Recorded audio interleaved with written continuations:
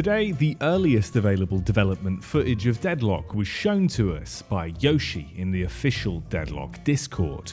On screen now is the dev test itself, and it's actually quite interesting to see where Deadlock started and how far it's come.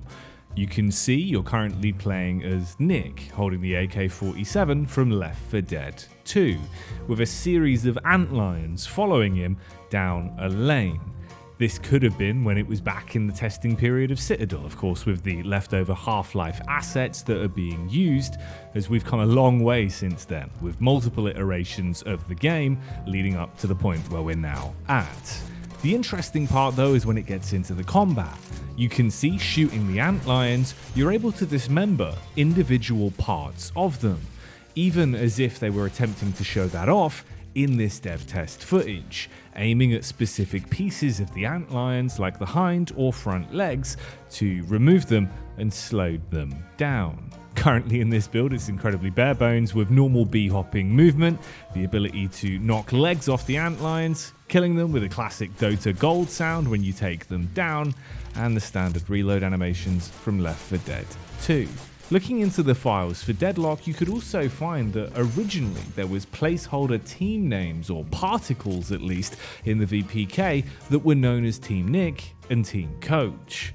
On screen now we can see Nick, so you'd imagine the other playable character on the other team, like the Amber Hand or Sapphire, would in this instance be Coach from Left 4 Dead 2. Kinda crazy to see how far Deadlock has come and how it started.